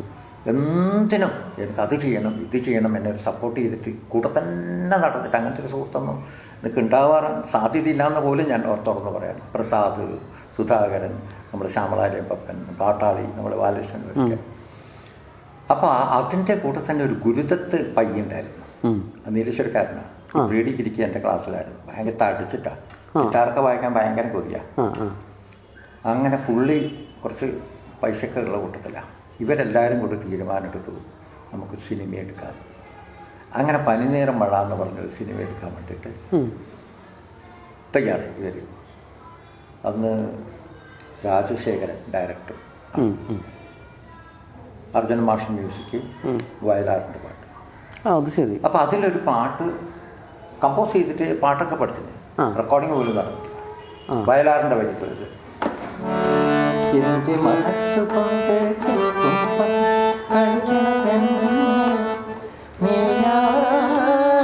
എന്നൊക്കെ പറഞ്ഞിട്ടുള്ളൊരു പാട്ടാണ് അർജുന മാഷ് ചെയ്ത്. അർജുന മാഷ കമ്പോസ് ചെയ്തത്. അപ്പം അത് പിന്നെ റെക്കോർഡിങ് നടന്നില്ല, അത് അതിലേക്ക് നിന്നു. അതാണ് ആദ്യത്തെ. അങ്ങനെയൊക്കെയല്ലോ സാർ. ആ കാലഘട്ടത്തിൽ സാറ് സംഗീതം പാട്ടിന് ഇടം നൽകാറുണ്ടോ? ആ കാലഘട്ടത്തിൽ ഞാൻ ചെയ്തിട്ടുണ്ട്. എത്രയോ നാടകങ്ങൾക്ക് നാടകങ്ങൾ ഇഷ്ടം പോലെ. കുറേ നാടകമാണ് എൻ്റെ ഒരു പ്രചോദനം. കാരണം ഇന്നത്തെ പോലെ റെക്കോർഡഡ് അല്ല, അന്ന് ലൈവാണ്. അപ്പോൾ ഇപ്പോൾ ഒരു 121 പുത്രകാമേഷ്ടി നാടകത്തിന് ഞാൻ പശ്ചാത്തല സംഗീതം ഒരുക്കിയിട്ടുണ്ട്. അപ്പോൾ ഈ 121 നാടകത്തിലും വായിക്കുമ്പോൾ ഒരു കഥാപാത്രത്തിന് ഒരു രാഗം നിശ്ചയിച്ചാൽ, ഇപ്പോൾ ഒരു മോഹന രാഗം എടുത്തിട്ട് ഞാൻ ഇങ്ങനെ മോഹൻ ഹാപ്പി മൂഡിൽ ഇങ്ങനെ ആ കഥാപാത്രത്തിനോട് വായിക്കും. പക്ഷേ ഇത് തന്നെയാണ് അടുത്ത മോഹനും ഞാൻ, പക്ഷേ വേറെ രൂപത്തിലായിട്ട് ഞാൻ വായിക്കുന്നുണ്ടാവും.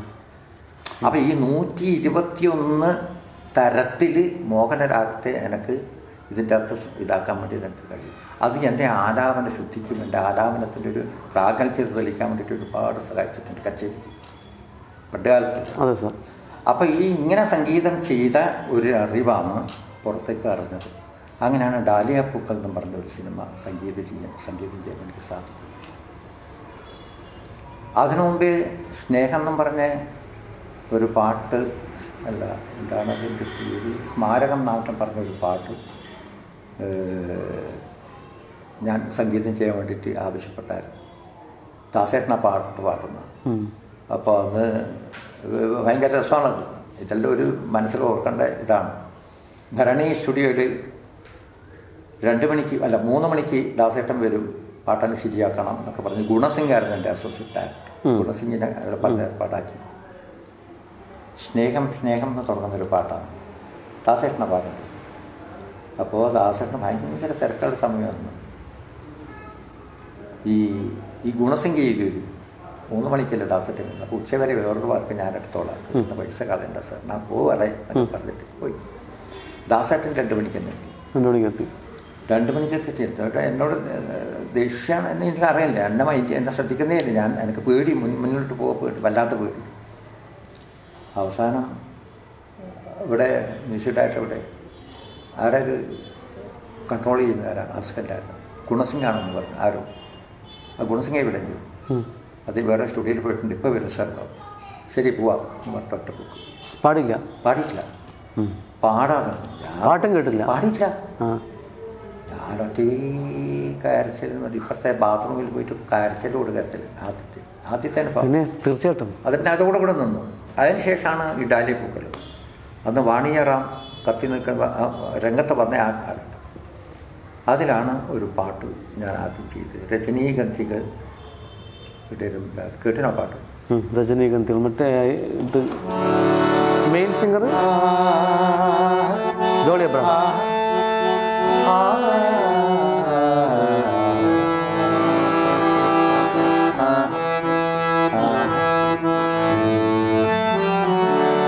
വളരെ സിമ്പിളായിട്ട്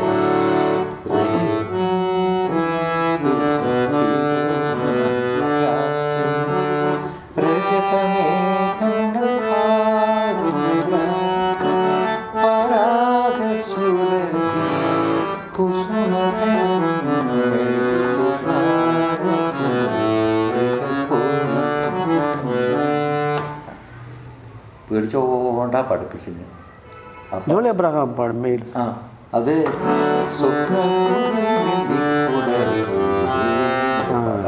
ജോളി അബ്രഹാം. അങ്ങനെയാണ് ആദ്യത്തെ. ആ സിനിമ റിലീസും ചെയ്തു, പടവും പാട്ടൊക്കെ പുറത്താക്കി. അതാണ്. പിന്നെ എന്തൊക്കെയോ പല പടങ്ങളും ഡിസംബർ എന്ന് പറഞ്ഞൊരു പടം എന്തൊക്കെയോ ചെയ്തിട്ടുണ്ട്. പിന്നെ എണ്ണത്തെ പറയാൻ പറ്റില്ല. സ്വപ്നഹള്ളിയിൽ ഒരു നാൾ എന്ന് പറഞ്ഞിട്ടൊരു പടം ചെയ്തു. ആ പാട്ട് കേട്ടിട്ടുണ്ടാവും? കേട്ടിട്ടുണ്ട്. ഇല്ല, കേട്ടിട്ടുണ്ട്. പിന്നെ ശ്രീരാഗം. സ്വപ്നഹള്ളിയിൽ ഒരു നാളില് പിന്നെ ലിറിക്സ് നമ്മുടെ നീലേശ്വരത്തെ അദ്ദേഹം അല്ലേ? അതെ. ഞാൻ കേട്ടിട്ടുണ്ട് പാട്ട്. സാറേ, കമലദളം എന്ന സിനിമ, അതായത് മാഷിന് ഒരുപാട് അംഗീകാരങ്ങൾ കിട്ടിയൊരു സിനിമയാണ്. കൈതപ്പുറം രവീന്ദ്ര മാഷുടെയും. അതിൻ്റെ കാസറ്റ്, ആ സമയത്തെ കാസറ്റുകൾ ഒരുപാട് ചൂടപ്പം പോലെ വിട്ടഴിച്ചൊരു കാലഘട്ടം, ആ കാലഘട്ടമായിരുന്നു. അതിൽ മാഷ് അലൈപ്പായുതേ എന്നൊരു കീർത്തനം പാടിയിട്ടുണ്ടായിരുന്നു. അലൈപ്പായുതേ, അത് മോഹൻലാലാണ് പാടി അഭിനയിക്കുന്നത്. പിന്നെ അതിൻ്റെ പല ജതികളും സാറാണ് അതിൽ പാടിയത്. സാർ അതിലേക്ക് കടക്കാനുള്ളൊരു അനുഭവം? അത് ഈ കമലദളം ലോഹിതാദാസാണ് അതിൻ്റെ സ്ക്രിപ്റ്റ്. സിബി മലയിലെ ഡയറക്ടർ രവീന്ദ്ര മാഷാണ് സംഗീതം. അപ്പോൾ സ്ക്രിപ്റ്റ് വൈസായിട്ട് ഒരു വളരെ അങ്ങനെ എഴുതി വന്നതേ ഉള്ളൂ. ലൊക്കേഷനിലെത്തിയതിന് ശേഷം അതിൻ്റെ പൂർത്തീകരിക്കുക. കാരണം ഒരു നർത്തകൻ്റെ ഇതായതുകൊണ്ട്, കഥയായതുകൊണ്ട് കലാമണ്ഡലവുമായിട്ട് ബന്ധപ്പെട്ട് അവിടെ ചില നൃത്ത അധ്യാപകരുമായിട്ടൊന്ന് കോൺടാക്ട് ചെയ്തിട്ട് വേണം നമുക്ക് സ്ക്രിപ്റ്റ് പൂർത്തീകരിക്കാമെന്ന് പറഞ്ഞതിൻ്റെ അടിസ്ഥാനത്തിലാണ് ഇവരൊക്കെ റെക്കോർഡിങ് കഴിഞ്ഞതിന് ശേഷം ഇവിടെ വരുന്നത്. ഇവിടെ വന്നപ്പോഴാണ് ഈ നർത്തകൻ ഇന്ന കാര്യങ്ങളൊക്കെ അറിഞ്ഞിരിക്കണം. ജാവളി, തെരു, തില്ലാന, സ്വരജതി, പിന്നെ എന്താ പറയേണ്ടത്, പഞ്ചനട, ഇങ്ങനെയൊക്കെ ഉണ്ടല്ലോ താളങ്ങളുടെ. അത് നിർബന്ധമാണ്. അപ്പോഴാണ് ഇനിയിപ്പോൾ രണ്ടാമതിനിപ്പം മദ്രാസിൽ പോയിട്ട് നമുക്ക് റെക്കോർഡ് ചെയ്യാൻ വലിയ പാടാന്ന് പറയുമ്പോൾ കൈതപ്പുറം താമസം പറ്റിയാണ്. ഒന്നും വേണ്ട, കാഞ്ഞങ്ങാട് രാമേന്ദ്രൻ മാഷ് എന്നൊരു എൻ്റെ ഒരു സുഹൃത്തുണ്ട്. അങ്ങേരെ വിളിച്ചു കഴിഞ്ഞാൽ അത് പുഷ്പം പോലെ ശരിയാക്കി തരുമ്പോൾ. അപ്പം ഞാനാണെന്ന് തൃശ്ശൂർ സ്റ്റേറ്റ് ഫെസ്റ്റിവലിന് അവിടെ പരിപാടി നടന്നത്. നമ്മുടെ മരിച്ചുപോയ പ്രവീൺ, എൻ്റെ ശിഷ്യൻ പ്രവീണൊക്കെ അന്ന് പദ്യഗാനത്തിനും ലളിതഗാനത്തിനൊക്കെ 1ാം സമ്മാനം നേടിയിരിക്കുന്ന ദുർഗ സ്കൂൾ. ഞാൻ അടുത്ത അധ്യാപകനായിരിക്കും. അന്ന് തന്നെ ഗാനവിളക്കം കിട്ടി. എല്ലാവരും നമ്മുടെ മ്യൂസിക് ഡിപ്പാർട്ട്മെൻറ്റ് എല്ലാം ഫസ്റ്റ് വാങ്ങിച്ചു നിൽക്കുന്ന കാലഘട്ടം. അപ്പോഴാണ് വീതി എന്നൊരു അനൗൺസ്മെൻറ്റ് കിട്ടുന്നത്. അങ്ങനെ കാഞ്ഞങ്ങാട് രാമേന്ദ്രൻ മാഷ് സ്ഥലത്തുണ്ടെങ്കിൽ വീതി നമ്പർ 5 ഒന്ന് എത്തണം എന്ന് പറഞ്ഞു. അങ്ങനെ ഞാൻ അവിടെ പോകുമ്പോൾ ഒരു അസിസ്റ്റൻറ്റ് ഡയറക്ടർ അവിടെ കാത്തുപോകും. പെട്ടെന്ന് കൈതപ്രസനെ വിളിക്കാൻ വേണ്ടി പറഞ്ഞു. അങ്ങനെ കൈതപ്രസനെ വിളിച്ചപ്പോഴാണ് പെട്ടെന്ന് ഉടനെ എത്തണം, ചെറിയൊരു വർക്കുണ്ട്, കാര്യം ഞാൻ വന്നിട്ട് പറയാം. കോഴിക്കോട് എത്തിയതിന് ശേഷമാണ് എന്നോട് പറഞ്ഞത് ഇതാണ് കാര്യം, അതുകൊണ്ട് എൻ്റെ കൂടെ വരണം. എന്നിട്ട് ഞാൻ അടക്കം ഷൊർണൂർക്ക് പോവുകയാണ്. അവിടെ പോയി അവിടുത്തെ ടി വിയിൽ നോക്കുമ്പോൾ മോഹൻലാൽ, CP മലയിൽ, ജോയിദാസ്, എല്ലാവരും എന്നോട് ഇന്ന കാര്യങ്ങളൊക്കെ ചെയ്യണമെന്ന് പറഞ്ഞാൽ ഞാനത് മൊത്തം ചിട്ടപ്പെടുത്തി. ആ കമലദളം എന്ന് പറഞ്ഞാൽ അത് ഫസ്റ്റ് ഷോട്ട് മോഹൻലാലിൻ്റെ ഷോട്ട് ഭാരതപ്പുഴയുടെ തീരത്തിന് ജതി കടലാസിന് ജതി പറയുന്നു. ആ ശബ്ദം പോലും സാറിൻ്റെ വോയിസാണ്. അത് പല ആൾക്കും അറിയില്ല. മാഷാണ് അതിൻ്റെ മുഴുനീളം ജതി പറയുന്ന കാര്യം പല ആൾക്കാർക്കും അറിയില്ല. കുറേ ചെയ്ത് അതെ അതെ. പ്രേമോദാഹരണ ആദ്യം 4 വരി പാടി സാറ് പാടിയിട്ടുണ്ട്. ഞാനാണ് മാഷ് പാടിയിട്ടുണ്ട് പ്രേമോദാഹരണം. പിന്നെ അതിൻ്റെ അത് കാസറ്റ് ഇല്ല, സിനിമയിൽ സാറ് പാടിയുണ്ട്. അതെ അതെ ഉണ്ട്. അങ്ങനെ കുറേ സംഭവങ്ങളുണ്ട്. അല്ലെ ഇപ്പോൾ ഇത് പിന്നെ അഠാണ രാഗത്തിൽ ദർബാർ രാഗത്തിലൊക്കെ ഞാൻ അതിനകത്ത് പാടിയിട്ടുണ്ട്. സാറേ മോനിഷ ഡാൻസ് ചെയ്യുമ്പം അദ്ദേഹം പാടിയിട്ട് ചെയ്യുന്നത് ഞാൻ പാടിയതാണ്. ആണല്ലേ? അതെ അതെ ശരിയാണ്. അതെ അതെ ശരിയാണ് ശരിയാണ്. Okay sir. സാർ നമ്മളെ പ്രേക്ഷകർക്ക് വേണ്ടിയിട്ട് അലൈപ്പായുധി എന്ന കീർത്തനം സാർ എല്ലാവരും അതെ സാർ എന്നാലും സാർ അതെ സാർ സാറ് പഠിപ്പിച്ചു തന്നാണ്.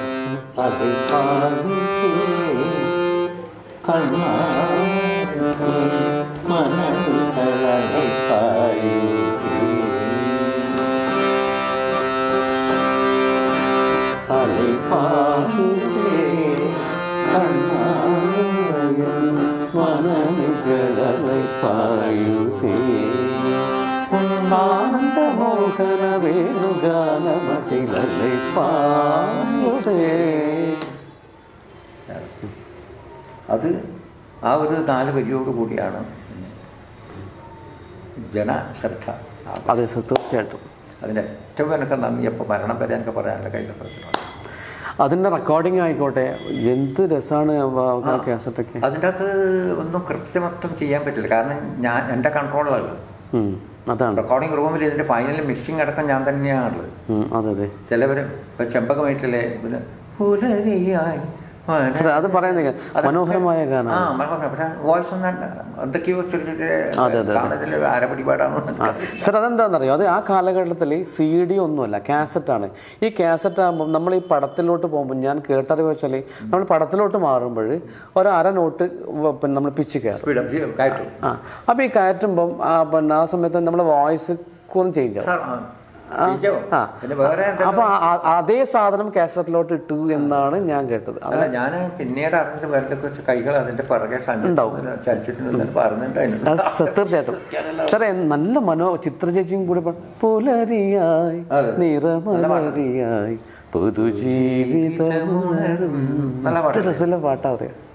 അത് അതിലത്തെ ചെമ്പകമേട്ടില്ലേ സാർ. SP വെങ്കടേഷ് ആണല്ലേ? SP വെങ്കടേഷ് സിനിമക്കുള്ളിൽ ഒരു സിനിമയാണ്, കുറ്റപ്പറഞ്ഞിട്ട് കാര്യമില്ല. അത് വരച്ചു വെച്ച പോലെ നടക്കും. സാർ, ശ്രീരാഗം എന്ന സിനിമയിൽ സാറ് പാടി അഭിനയിച്ചിട്ടുണ്ട്. സാറാണ് ആ പാടത്തിൻ്റെ മ്യൂസിക് ഡയറക്ടർ. ഒരുപാട് നല്ല നല്ല ഗാനങ്ങളുണ്ട്. സാറും ദാസേട്ടനും കോമ്പിനേഷൻ ഉള്ള പാട്ടുണ്ട്. സാർ അതിൽ അഭിനയിക്കാനുള്ള കാരണം എന്താണ്? ശ്രീരാഗം എന്ന് പറഞ്ഞ സിനിമ തന്നെ ഒരു അപ്രതീക്ഷിതമായി എനിക്ക് കിട്ടിയ ഒരു വർക്കാണ്. അതിൻ്റെ പ്രൊഡ്യൂസർ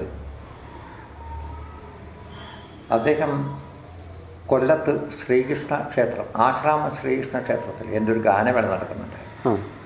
അദ്ദേഹം കുറച്ച് എഴുതുന്ന കൂട്ടത്തിലാണ്. അദ്ദേഹം ഒരു പാട്ട് എനിക്ക് വീതി നോക്കി തന്നു, ഇതൊന്നും പാടുമെന്ന്. ഞാൻ സിനിമാ പാട്ടേ അല്ല. അപ്പോൾ നമ്മൾ തന്നെ പാട്ട് അടിച്ച് പൊളിച്ചാൽ കൂട്ടി പാടും. ഇത് കഴിഞ്ഞ പാട് അദ്ദേഹം പറയുന്നത് ഞാനൊരു സിനിമ എടുക്കുന്നുണ്ടെങ്കിൽ മാഷിനെ കൊണ്ട് ഞാൻ സംഗീതം. അതാണ് പിന്നെ സിനിമയായി മാറി. അങ്ങനെ ഇതിൻ്റെ ജോർജ് കിത്തുവാണ് ഇതിൻ്റെ ഡയറക്ടർ. സബിതൊക്കെ ചെയ്ത് ജോർജ് കിത്ത് നല്ല ഡയറക്ടറാണ്. ഇതിൻ്റെ സ്ക്രിപ്റ്റ് നമ്മുടെ ചുവല്ലൂർ കൃഷ്ണൻകുട്ടി സാറാണ്, പാട്ട് കൈതപ്പുറമാണ്. അപ്പോൾ പാട്ടുകളൊക്കെ ചെയ്തപ്പോൾ കൈതപ്പുറം എന്നോട് പറഞ്ഞു കനകാംഗി എന്നുള്ള ഒരു പേര് പാട്ടിൽ വന്നു. ഒരു ഗുരുനാഥനും ശിഷ്യനും കൂടെ പാടുന്ന ഒരു രംഗം, ഒന്നാമത്തെ രാഗം. അപ്പോൾ എന്നോട് ഞാൻ പറയുന്നത് പിന്നെ കനകാംഗിയിൽ നമുക്ക് ചെയ്യാം. കനകാംഗിയെ കുറച്ച് ടഫാണ്, കാരണം ഭയങ്കര ബുദ്ധിമുട്ടാണ്. ശുദ്ധരിഷവും ശുദ്ധകാന്താരം ശുദ്ധമദ്യം എല്ലാം ശുദ്ധമാണ്. ഞാനിപ്പോൾ അതൊക്കെ ആവശ്യകതയിലായിക്കോട്ട് ചൊറയാവുന്നൊക്കെ പറഞ്ഞു. മാഷ് ചെയ്ത് നോക്കുന്നു. ആവട്ടെന്ന് പറഞ്ഞു. കൈതപ്പുറത്തിൻ്റെ ഒരു ശൈലുണ്ടല്ലോ, അങ്ങനെയാണ് ഞാൻ അതിൽ ചെയ്ത് ആ പാട്ട് ചെയ്തു. ശ്രീരാഗത്തിൽ ദാസേട്ടനെ കൊണ്ട് പാടിച്ചു.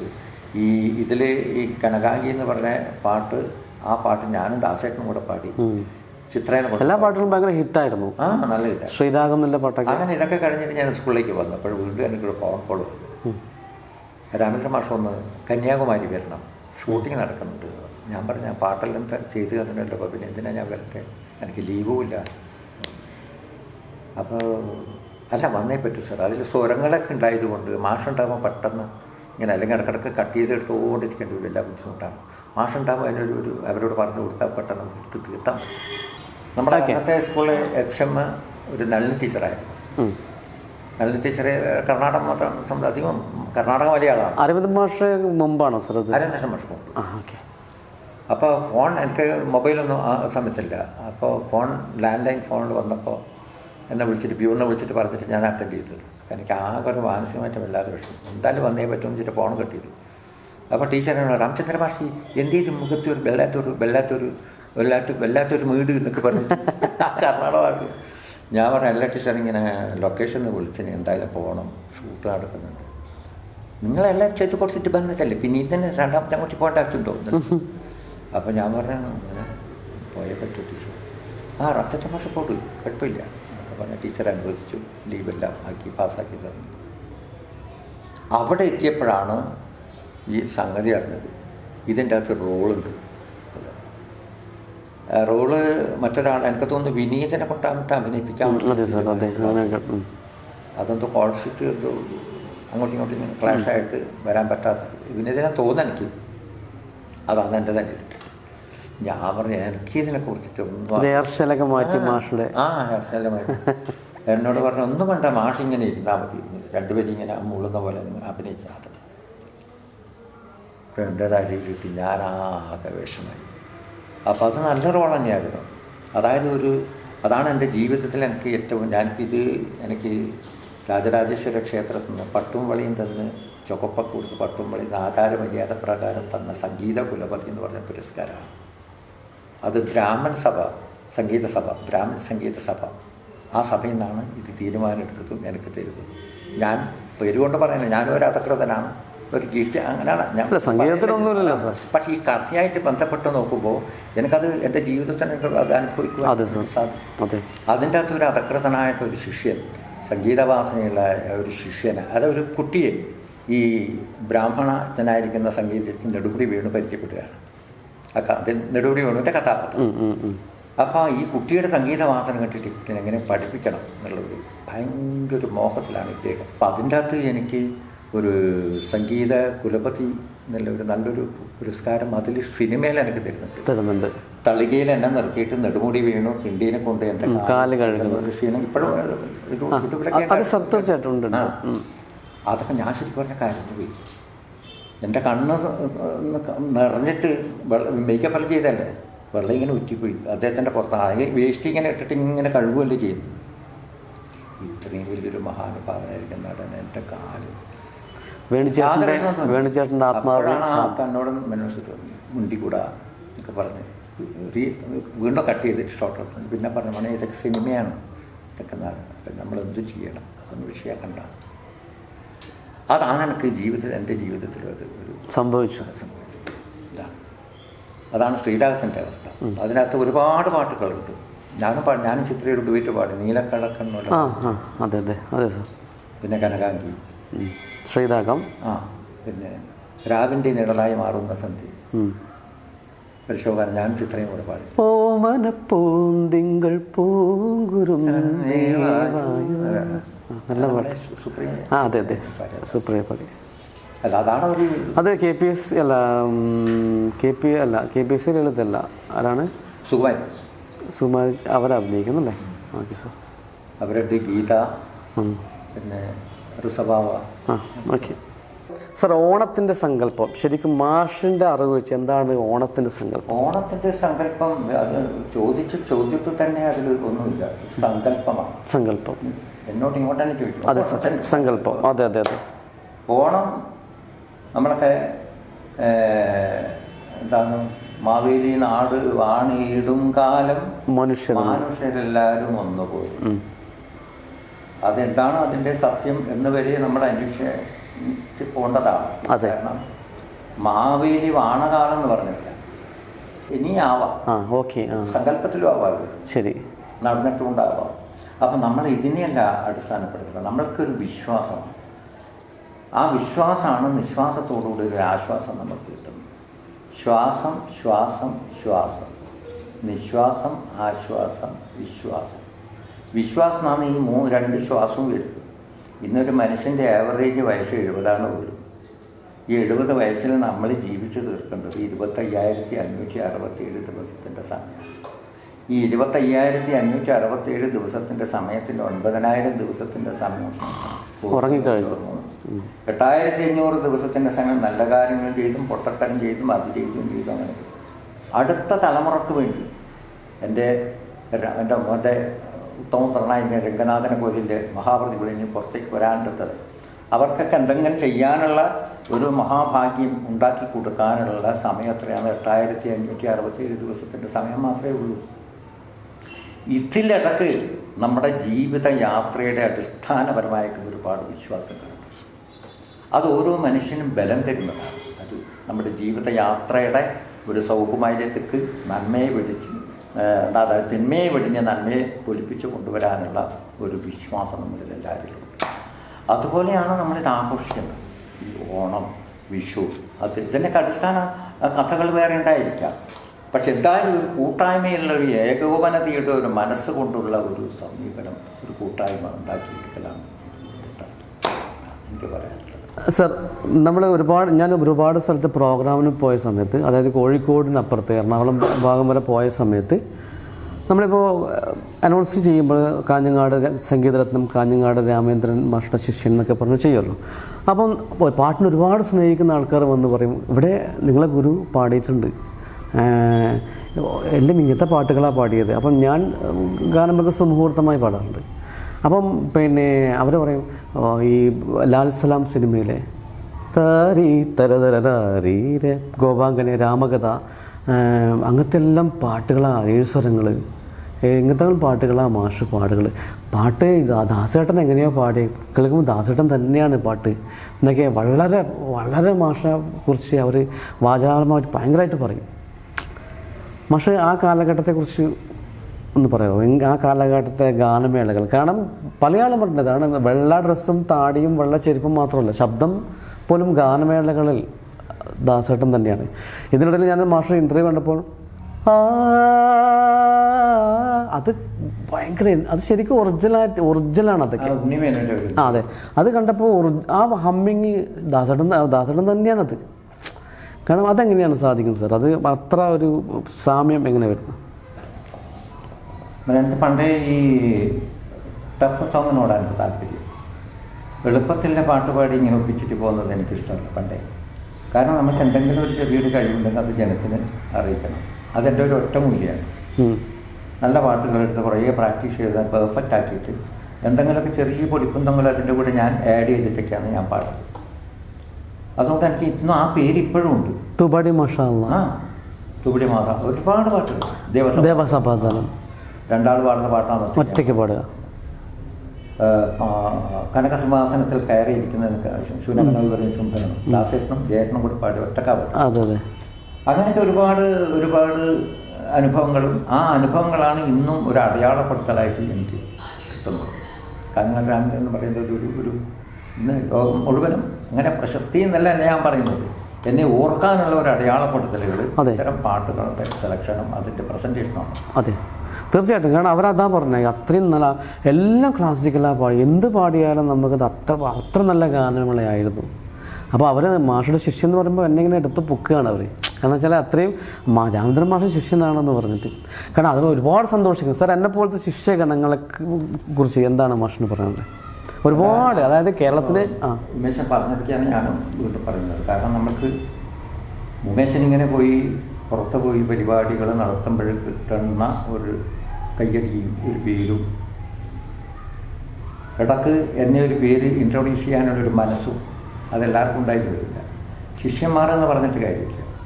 ശിഷ്യത്വം എന്ന് പറഞ്ഞാൽ എന്താണ്? അത് ഹൃദയസ്ഥമായ മനസ്സിൽ എൻ്റെ ഗുരുനാഥനൊരു നെഞ്ചോട് തൊട്ട് ചേർത്ത് പിടിക്കുന്ന ഒരു ബന്ധമാണ്.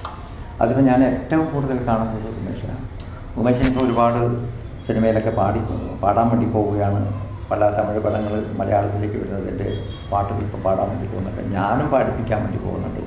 ഇതൊക്കെ അത് ഒരു വ്യക്തിത്വം ഉണ്ട്, ഒരു ശിഷ്യൻ നിലനിർത്തി. അതല്ല ഞാൻ പറയാം.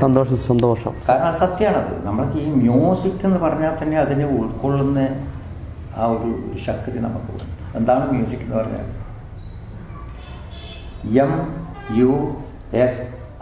MUSIC, music. വലിയൊരു സംഗീതജ്ഞൻ, അദ്ദേഹത്തിൻ്റെ പേര് ഞാൻ ഓർക്കുന്നില്ല, ഒരു ഡെഫിനിഷൻ കൊടുത്തിരുന്നു. അതായത് മെലോഡി, മ്യൂസിക്കിൻ്റെ ഡെഫിനിഷൻ ഒരാൾ പറഞ്ഞതാണ്: melodious uninterrupted spirit in cosmos.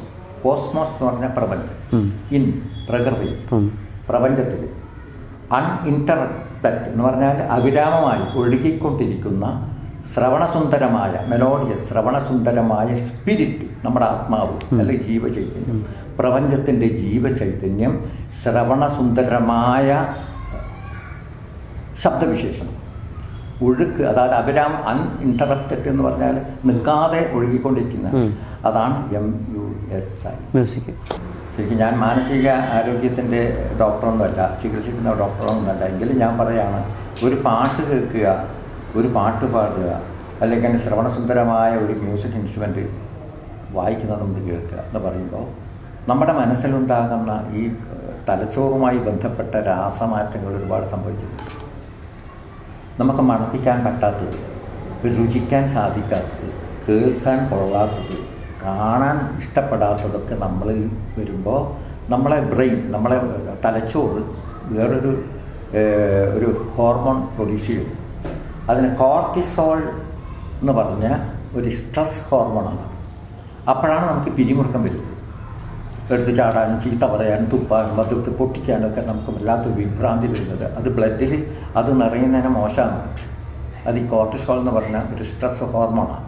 പക്ഷേ ഒരു പാട്ട് കേൾക്കുമ്പോൾ, ഒരു 10 കുട്ടികളെ പാട്ട് പഠിപ്പിക്കുമ്പോൾ, അല്ലെങ്കിൽ ഒരു ഇൻസ്ട്രുമെൻ്റ് നമ്മൾ കേൾക്കുമ്പോൾ, അല്ലെങ്കിൽ ചിത്രം കാണുമ്പോൾ, അല്ലെങ്കിൽ ശില്പം കാണുമ്പോൾ, അല്ലെങ്കിൽ നൃത്തം കാണുമ്പോൾ ഡൊപാമൈൻ എന്ന് പറഞ്ഞ ഒരു ഹോർമോൺ, ഒരു ഫീൽ ഗുഡായിരിക്കുന്ന ഹോർമോൺ പ്രൊഡ്യൂസ് ചെയ്യുന്നു. അതിനെയാണ് മറ്റേനെ അതിൻ്റെ ബാലൻസ് ചെയ്തിട്ട് കൊടുക്കുന്നത്. ഇതെല്ലാവരും മനസ്സിലാക്കുന്നില്ല. ഇപ്പോൾ സത്യം പറഞ്ഞാൽ ഇപ്പോൾ സംഗീത സ്ഥാപനം, എൻ്റെ മോൻ സംഗീത സ്ഥാപനം നടത്തുന്ന ഒരാളാണ്. ഈ കൊറോണ കാലത്ത് അല്ലെങ്കിൽ പരീക്ഷ വരുന്ന സമയത്ത് ഈ കുട്ടികളാരും ഈ ഭാഗത്തേക്ക് അടുപ്പിച്ചില്ല. അപ്പോൾ ഏറ്റവും വലിയൊരു കൊറോണ സംഗീത സ്ഥാപനം. അവർക്ക് ഇതിൻ്റെ എന്താ പറയേണ്ട തത്വം, ഇതിൻ്റെ ഉപയോഗങ്ങളും മനസ്സിലാക്കാൻ അറിയില്ല അവർക്ക്. ഞാൻ പറയാറുണ്ട്, ഒരു 5 മണിക്കൂറൊക്കെ നമ്മൾ കണ്ടിന്യൂസ് ആയിട്ട് വായിക്കുന്ന സമയത്ത് ഒരു 5 മിനിറ്റ് ഒരു പാട്ട് നമ്മൾ കേൾക്കാനുണ്ടെങ്കിൽ നമുക്ക് പഠിക്കാനൊരു കോൺസെൻട്രേഷൻ, റിലാക്സേഷൻ. ഞാനൊക്കെ ഈ സൂത്രവാക്യങ്ങളിനെ പഠിച്ചത് സംഗീതത്തിലൂടെയാണ്. എനിക്കിതുവരെ പറ്റിയിട്ടില്ല. ഞാൻ 8ാം ക്ലാസ്സിൽ ചെറുകുന്ന് ഹൈസ്കൂളിൽ ഞാൻ പഠിക്കുന്ന സമയത്ത് 8ാം ക്ലാസ്സിൽ ഒരു നന്ദിനി ടീച്ചറാണ് കണക്ക്. അപ്പോൾ A+B² = A² + 2AB + B² എനിക്കറിയില്ല. എനിക്കറിയില്ല. അപ്പോൾ ടീച്ചർ A+B²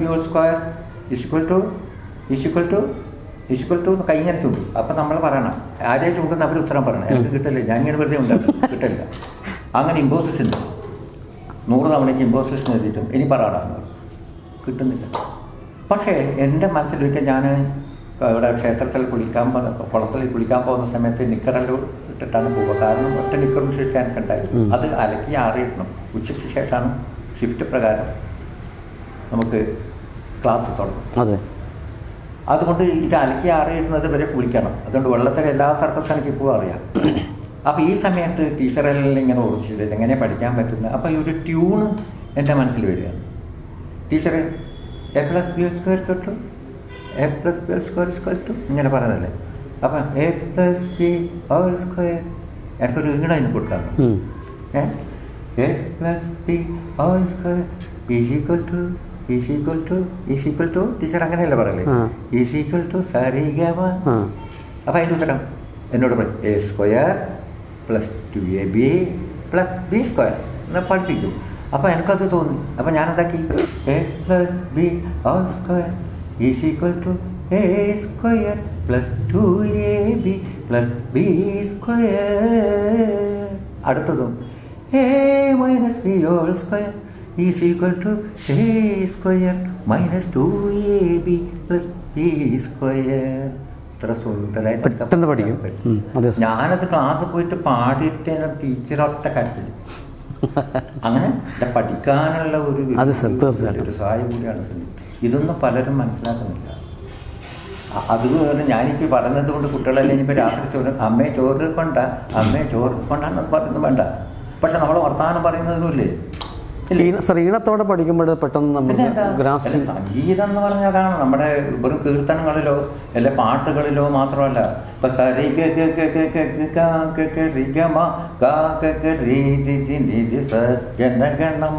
നൊട്ടേഷനാണ്. ഒരു വയലിൻ ഒരു ഗിറ്റാർ അല്ലെങ്കിൽ വീണ എന്താ വായിക്കുന്ന സമയത്ത് നമുക്കത് തോന്നും. വർത്തമാനത്തിലൊരു നൊട്ടേഷൻ ഉണ്ട്.